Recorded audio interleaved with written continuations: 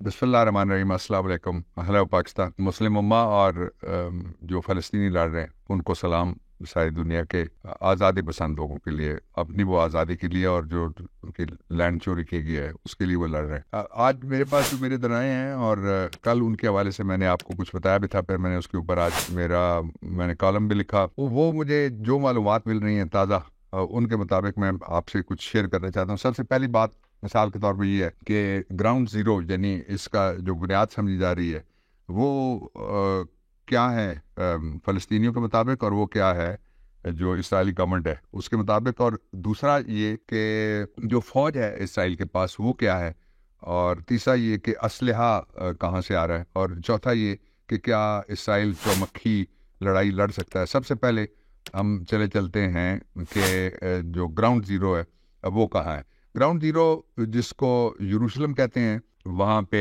Israel की हुकूमत कहती है, और इसराइल के अंदर जो हुकूमत करने वाले लोग हैं। अब फिर मैं आपको जो इसराइल की फ़ौज कितनी है और जो गज़ा की आबादी है इसके सिलसिले में भी कुछ वजाहतें हैं जो सोर्स से मैंने हासिल की, वो मैं आपके सामने रखना चाहता हूँ। लेकिन मैं तरतीब के साथ चलना चाहता हूँ। सबसे पहले तो ये है कि ग्राउंड ज़ीरो, ये जो मौजूदा जंग है, इस जंग में इस वक्त ग्राउंड ज़ीरो अलकुद्स को कहा जा रहा है, इसलिए कि जो हमास है उसने, और जो उनकी हुकूमत है, इस्माइल हनिया वगैरह, इन्होंने सब ने कहा है कि ग्राउंड ज़ीरो इसका है वो अलकुद्स शरीफ है। इसीलिए उन्होंने अलकुद्स तूफ़ान इसका नाम रखा था जब ये जंग शुरू हुई है।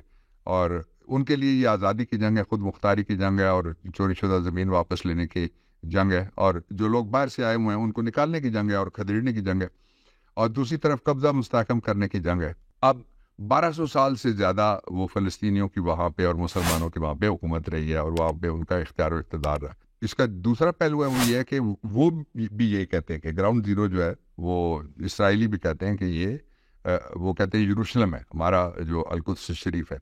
तो वो ये जो यरूशलेम है उसके अंदर कल का दिन बड़ा डिफाइनिंग मोमेंट था कि जुमे को वो कंटेन करना चाहते थे कि अलकुद्स के अंदर जिस तरफ मुसलमान गर्ब में ज़्यादा रहते हैं वो उनको किसी तरह से कंटेन किया जा सके। लेकिन पूरे इज़राइल के अंदर मुसलमान जो है उन्होंने अज़ानें दी हैं, उन्होंने नमाज़ें पढ़ी और यकजहती का इज़हार किया है उनके साथ, जो आज़ादी के लिए खड़े हैं और आज़ादी के लिए जाने दे रहे हैं, आज़ादी के लिए एज़ा कटवा रहे हैं, सर कटवा रहे हैं, बदन कटवा रहे हैं, उनके हक में वो। इसलिए वो बहुत बड़ा मैसेज था। उसके साथ ही एक उसको बहुत बड़ी जो खबर है, मैं उसकी वो आपसे शेयर कर लेता हूँ। बड़ी खबर ये है कि ये जो पहले इनके पास होते थे जो बैलिस्टिक असला था, वो कहते हैं कि कोई 40 किलोमीटर दूर तक मार कर सकता है। अब वो 230 किलोमीटर दूर तक मार कर सकता है वो जो असला है, और माइल्स हैं या किलोमीटर्स हैं, लेकिन वो वहाँ तक मार कर सकता है। उन्होंने एक ख़ास स्ट्रेटेजिक टारगेट और चुना है जो गज़ा की पट्टी के इर्द गिर्द और यरूशलेम के जो यहूदी सेटलर्स के इलाके हैं उनके अलावा। यहूदी सेटलर्स वहाँ पे भी हो रही है। कोई एक दिन भी, आज 8वां दिन है, पिछले हफ्ते ये लड़ाई शुरू हुई थी, 8 दिन हो गए वो खड़े हैं, ना उन्होंने हाथ खड़े किए, ना सरेंडर किया, और ना ही वो इतने बड़े माइट के आगे उन्होंने सर नगों किया है अपना। इसलिए वो बहुत सारे लोगों का ख्याल ये है कि 8 दिन तो कभी कोई एक अकेला मुल्क इसराइल के खिलाफ नहीं खड़ा रह सकता। इसलिए ये दो जगह जो लड़ने वाले लोग हैं उनको ज़रूर सलाम कहना चाहिए। एक वो थे जो हिजबुल्ला ने जो लड़ाई लड़ी थी उनकी, और बराबर बराबर उनके क्या वसाइल, इनके क्या वसाइल। अब वो जो हिजबुल्ला है वो बाकायदा एक फ़ौज बन चुकी है जिसके पास लाख से ज़्यादा अपने लड़ने वाले हैं, और उस वक्त पहले जब लड़े थे तो एमेचर फौजी थे। यही हाल था जब पिछली जंग हुई, जो हमास के लोग थे। और फिर अब ये जो ग्राउंड ज़ीरो से आगे निकल गई है, अब दूसरा मरहला इसका मैं शुरू करता हूँ। ग्राउंड ज़ीरो के बाद ये है कि क्या 4 मुल्कों से इसराइल लड़ सकता है, ये फ़िक्र है अमेरिका को, ये बरतानिया को फ़िक्र है। इस वक्त जो डिफेंस मिनिस्टर है अमेरिका को, वो भी, और ब्लिंकन उनका सेक्रेटरी खारजा जो उनका मिनिस्टर फॉर फॉरेन अफेयर्स का उसको कह लें, वो भी इसराइल के अंदर बैठा हुआ है। इसी तरह डिफेंस मिनिस्टर जो बरतानिया का है वो भी बैठा हुआ है। वो सारे के सारे फ़िक्रमंद हैं। वो कर क्या रहे हैं? जो अमेरिका ने सीज किए हुए थे वो तकरीबन 6 बिलियन से ज़्यादा बनते हैं US डॉलर, वो उन्होंने कतर दरमियान में ज़ामन पड़ा था, और उन्होंने ईरान को वो ये इनके ये मुआहदा इनका जो था वो होना शुरू हुआ था جب پچھلا ٹرمپ برسر اقتدار تھا. اب اگر ٹرمپ اگلے سال برسر اقتدار آ جاتا ہے تو اور وہ دنیا سے اب وہ یہاں سے نکل گیا ہمارے پڑوس سے افغانستان سے, باقی کسی جگہ بھی وہ فوج نہیں رکھے گا. لیکن اسرائیل کی حمایت امریکہ اور پینٹاگون وہ کرتے رہیں گے, اور EU ان کا حامی ہے, اور ساتھ ہی جو برطانیہ وہ ان کا. اب آگے آئیے ذرا, یہ پہلی جو قوت اس جنگ میں شامل ہو سکتی ہے وہ ان کی آرمی کا تقابل میں کرنا چاہتا ہوں سب سے پہلے, کہ وہ ہے شام. دوسری جو ہو سکتی ہے وہ ہے حزب اللہ لبنان والی. تیسری جو ہو سکتی ہے وہ عراق ہو سکتی ہے. اور چوتھا اگر ایران کے اوپر حملہ ہو تو ظاہر ہے وہ کیسے اس ماحول میں پھر پیچھے رہ سکتے ہیں. میں کہتا ہوں کہ جنگ نہیں ہونی چاہیے, لیکن پہلے جو فلسطینی تھے وہ چھپ کے مارے جاتے تھے, اب وہ کھڑے ہو گئے سڑکوں کے اور اوپر چھتوں کے اوپر کھڑے ہو گئے شہید ہو رہے. تو وہ they were dead men walking already, کہ جی وہ سارے ان کو تو ایٹ ول مارا جا سکتا تھا, اسرائیل مارتا رہتا تھا ہر وقت. اب لیکن اس کی ریکگنیشن کہیں نہیں ہوتی دنیا میں. اب دنیا کو اس جنگ نے 8 دن میں ہلا کے رکھ دیا. یوکرین کی جنگ کو سال سے زیادہ ہو گیا, کسی کو پتہ ہی نہیں ہے. اس جنگ کا تو ایک طوفان کھڑا ہوا ہے ساری دنیا کے اندر. جو معاشی نقصان ہے, پہلے جو جنگیں لڑی ہیں وہ 2.5 سے 4 بلین ان کو کاسٹ پڑتی رہی ہے, اور 2.5 سے 4 بلین $US وہاں سے جو مغرب ہے وہ پورا جمع کر کے اسرائیل کو دیتا رہا. اس جنگ میں تو جس طرح میں نے آپ کو ابھی میں بتانے لگا ہوں کہ ان کے تو معاشی طور پہ پرخچے اڑ گئے اور چولہے ہل گئی ہیں. کیسے؟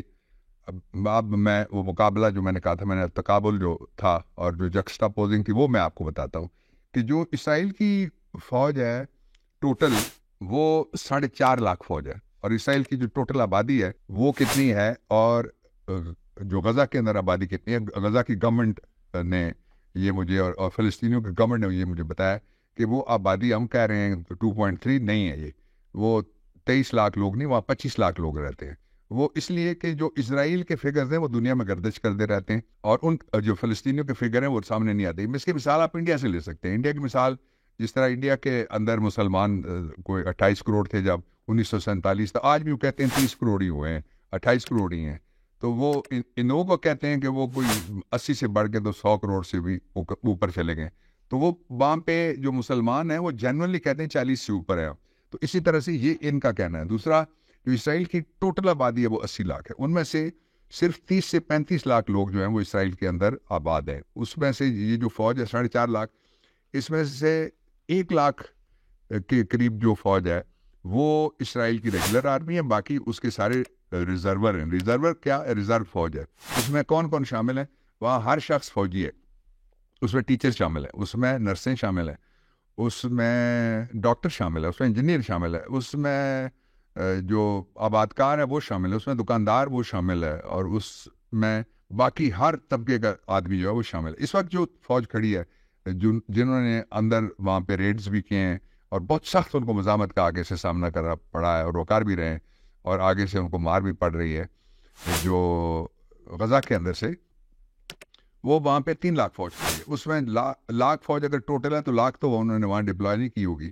تو آپ 2 لاکھ سے زیادہ جو ہیں وہ وہاں پہ رضاکار, جس طرح قومی رضاکار ہمارے یہاں ہوتے ہیں, اسی طرح سے وہ لوگ آپ سمجھیں ریزرو فوج جو ہے وہ ان کے وہ وار ہارڈن نہیں ہوتی. جس طرح یہ میں نے شام کا نام لیا, وار ہارڈنڈ ہے, وہ اتنے عرصے سے لڑ رہا ہے. ساری دنیا کے بم وہاں گرائے گئے, لیکن اس نے نہ سرنڈر کیا, نہ ہاتھ کھڑے کیا, نہ شکست ہوئی اس کو. ساتھ ہی لیبنان ہے جو حزب اللہ کے پاس جو علاقہ ہے. حزب اللہ کے پاس اس وقت 1 لاکھ کے قریب, یعنی اس کی اپنی فوج ہے مسلح باقاعدہ, وہ ایک بڑی طاقت ہے. پھر عراق کے اندر بھی جو ان کی طاقت ہے, اور پھر ایران اگر حملہ ہوا تو وہ یہ چومکھی لڑائی نہیں لڑ سکتے. تو جو اس وقت مغرب کے سفارتکار ہیں وہ کر یہ رہے ہیں کہ ایک تو کروڑوں کے حساب سے وہاں پیمفلٹ گرا کے کہ لوگ خالی کر دیں. وہ چاہتے ہیں کہ آدھا غزہ خالی کر کے پورے غزہ چھوٹی سی پٹی میں جتنے زیادہ لوگ رہ رہے ہیں ان کو ایک دوسرے کے اوپر بٹھا دیا جائے, اور پھر ان کو مارنے میں بھی آسانی ہوگی. جو جینوسائڈ کرنے کے بعد اسرائیل اس پہ بھی قبضہ کرنا چاہتا ہے, اور پہلے بھی اسے اسی طرح سارے قبضے کیے ہوئے. اب آگے چلیے کہ جی اسلحہ کہاں سے ہے, وہ میں آپ کو بتاتا ہوں, لیکن اس سے پہلے میں 2 چیزیں آپ کے سامنے رکھنا چاہتا ہوں. پہلی چیز اس میں سے یہ ہے کہ اس وقت یہ جو جنگ ہے وہ اس کو کھینچ کے لے گئے ہیں اسرائیل کے طول و عرض میں. یہ جو لڑنے والے اس وقت مارکا تو لا رہا ہے، وہ سب سے زیادہ اسرائیل کو تکلیف ہوتی ہے جب کوئی تل ابیب پہ ہوتا ہے حملہ. تو اب ان کی رینج چونکہ تل ابیب تک ہو گئی ہے، اس لیے تل ابیب پہ جمعے والے دن بھی حملے ہوئے. جب جمعے والے دن حملے ہوئے ہیں تو وہاں ساری جتنی بھی ہیں 8 دن کے اندر اندر وہاں سے ایئر لائنیں جو ہے وہ بھاگ گئی ہیں. پھر ہر اسرائیلی وہاں سے بھاگنا چاہتا ہے، اس لیے کہ جو 50 لاکھ باقی بچتے ہیں یا 45 لاکھ، ان میں سے تو کہتے ہیں کہ 5 ملین لوگ تو امریکہ میں رہتے ہیں، 5 نہیں وہاں 4 لگا لیں، باقی ساری دنیا میں آپ پھیلا دیں یہودی جو آبادی ہے اس کو 1 ملین. وہ تو بھاگ رہے ہیں، انہوں نے تو لڑائی کبھی دیکھی نہیں ہے. انہوں نے لڑائی دیکھی ہوئی ہے صرف کہ یہ ویتنام کے اوپر بم کس طرح گر رہا ہے، افغانستان میں کس طرح گر رہا ہے، لیبیا پہ کس طرح گر رہا ہے، عراق پہ کس طرح گر رہا ہے، شام پہ کس طرح گر رہا ہے، اور افغانستان پہ کس طرح. یہ وہ تو انہوں نے تو لڑائی اپنے اوپر بم گرتے ہوئے نہیں دیکھا ہوا، اس لیے وہ سارے بھاگ رہے ہیں. وہاں بھرا ہوا ہے ایئرپورٹ جو بن گورین ان کا بانی تھا، وہ ایئرپورٹ انہوں نے بنایا ہوا تل ابیب کے اندر. وہ جو ان کا اصلی دارالخلافہ وہ ہے. تو یہ جو مقبوضہ فلسطین کا جو القدس شریف ہے، یہ تو مسلمانوں کا ہے، یہ تو فلسطینیوں کا ہے. یہاں یہ ابھی گھسے ہیں، اور ابھی اسرائیل کے اندر امریکہ کے ساری طاقت موجود ہے. لیکن میں ایک مزے کی بات بتاؤں کہ امریکہ کا وہاں پہ سفیر کوئی نہیں ہے. اسی طرح قطر کے اندر بھی ان کا سفیر کوئی نہیں ہے. 5 بڑے ملک ہیں جن کے اندر امریکہ کا ابھی تک سفیر ہی کوئی نہیں ہے اس لڑائی کی صورتحال میں بھی. تو یہ ایک چومکھی لڑائی اسرائیل معاشی طور پہ بھی اور عملی طور پہ بھی نہیں لڑ سکتا. اس لیے وہ چاہ رہے ہیں کہ کسی طریقے سے کوئی دھمکی، کوئی بارود، کوئی جو فاسفورس یا نیپام، یہ سارے ان کے گرا کے اوپر جو آگ لگا دینے والے ہیں. وہاں تو کوئی کہتے ہیں پرندہ بھی باقی نہیں رہا، وہ اڑ گئے ہیں وہاں سے. تو درخت کوئی نہیں رہا. آپ دیکھتے ہیں جب تو پورا ویرانہ اور جو ایک جگہ ڈسٹرکشن اور چیز ہوتی ہے، وہ جلے ہوئے آپ کو بلڈنگیں نظر آئیں گی. یہ جو کیمیکل وارفیئر وہاں پہ جاری ہے. جو اصل ایشو ہے جس کی طرف میں اب آپ کو لے کے جانا چاہتا ہوں، وہ یہ ہے کہ کیا اس سے اسرائیل کی فتح ممکن ہے؟ Absolutely not. وہاں پہ ایبسولوٹلی ناٹ سے مجھے یاد آیا، میں آپ کو ایک ویڈیو دکھانا چاہتا ہوں کہ جو کس طرح سے ایبسولوٹلی ناٹ والا عمران خان فلسطینی یوتھ کا کتنا بڑا ہیرو بن گیا.